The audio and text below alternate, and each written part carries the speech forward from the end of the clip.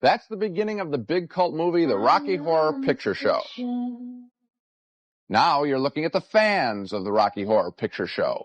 Every weekend night at midnight, these devoted fans dress up in the costumes of the characters in the movie and dance in front of the screen even before the picture begins. The Rocky Horror Picture Show is a prime example of midnight movie madness. It's truly a cult film. The Time Warp Dance from the Rocky Horror Picture Show. That's not your average movie. Now, the one cult film that has gained the strongest hold on its audience is the Rocky Horror Picture Show. Like Harold and Maude and King of Hearts, Rocky Horror was a financial bust in its first engagements nationwide. But after theater owners started playing the film only on weekend nights at midnight, Rocky Horror became much more than a movie. It became an event. Every theater where it plays becomes something like a nightclub. The experience here in Chicago is typical. The Biograph Theater here has been selling out every Friday and Saturday midnight show for almost 2 years now. The party starts outside in the street even before the movie begins. The young fans compete to see who can see the film most often, and they even dress up like characters in the movie.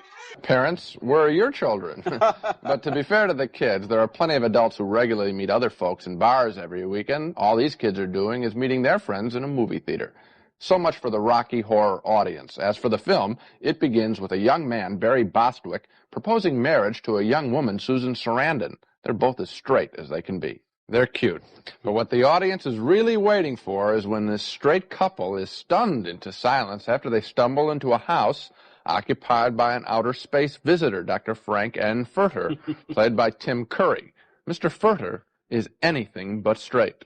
Just great. It's great when he throws that water into the lens of the camera. The audience then throws water on each other. That's the kind of interplay there is between the film and the audience. It's well made, but you're never going to hear it, not like you just heard it, if you venture out to see Rocky Horror in a movie theater. Oh, you'll see the film all right, but you won't hear it. The audience in city after city, and I guess that means we're really living in a global village, the audience sings along with every song and shouts wisecracks at almost every character. When that guy drops the ring in front of the theater, in front of the church there, they yell at him, what an idiot he is, every time they see it. Rocky Horror is the perfect cult film. It's mildly shocking, it ridicules things old and things proper, and it features young music. It's the first film that by itself is a double feature. One show on the screen, the other in the audience. You know, Gene, I think you made a good point there when you said it is a double feature, because I had a chance to see it when it was a single feature. When it first came out as a theatrical film, I saw it in a theater where everybody was quiet and we were all listening to it and watching it. That film hasn't been seen like that in years, and maybe it's just as well, because I don't want to get too many letters, hate mail from the Frank N. Footer fan club. You but will. Actually, this film is pretty thin if you look at it just as a film. The whole key is it's an event. People go, they react, the audience is a show, there's a show on the screen, the byplay back and forth, the feeling of coming ritualistically every Friday or Saturday night, the whole thing together is what makes it into a cult. And it's that second film in the audience that is the real important one. Yeah. Because, you know, let's say the film broke down. Let's say the print didn't show up in one of these theaters, any theater across the country. If they didn't have the movie, they'd still have the movie. The kids had acted out up on stage. It'd be just as entertaining. I think in a way maybe the whole sense of reunion is more important maybe than the film. Because when they come time after time, when they see the film, they are, in a sense, rejecting what goes on outside the theater. I think if we had the United States Census Office this year take a survey on how many people are in favor of Transylvanian transsexual transvestites, it'd be a pretty low percentage, as a matter of fact. That's just the point. The kids prefer those weird characters in the movie to the straight characters in the movie, so it acts out a fantasy of their own. They prefer the weird guys. Again, it's a cult of weirdness. They at least 1 or 2 nights a week. I think we don't want to make the movie seem like it's too extreme or too terrible or too horrible. It's kind of cheerful and charming in its own way, despite what the scenes might have looked like. But Rocky Horror makes fun of the horror movie genre. It's not really scary. You're looking at scenes from the Rocky Horror Picture Show, a 1975 musical comedy that has packed movie theater midnight shows for almost a full decade. It may be the ultimate cult movie, meaning it draws repeated viewing from young moviegoers at weird hours. First, there were cult movies that people went to the theaters to see, and now there are cult movies that people stay home to see on video cassette.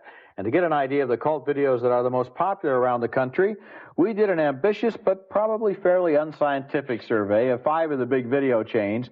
And on the special program, we're going to review some of the movies that they claim are reaching cult status. But first, let's take another look at the movie that started it all, the Rocky Horror Picture Show. There were cults before Rocky Horror, from movies starring Humphrey Bogart, for example, and W.C. Fields. but nothing like the fanatic loyalty that Rocky Horror fans have exhibited week after week for years in theaters all over the world. A loyalty that is only now beginning finally to trickle out as the original Rocky Horror fans look forward to their children graduating from high school. The kids who go to the Rocky Horror movies come in costumes. They sing and dance along with moments like this one.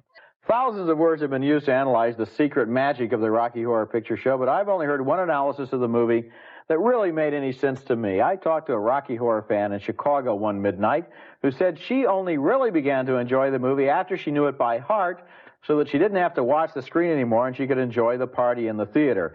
Cult movies have got to be able to stand up to lots and lots of viewing and lots of being ignored, too, in a way. Rocky Horror, by the way, is still not available on video cassette, maybe because it still does some business at midnight shows. But at the end of this program, I'm going to fearlessly predict the first movie in years that may have the stuff to challenge Rocky Horror's cult status.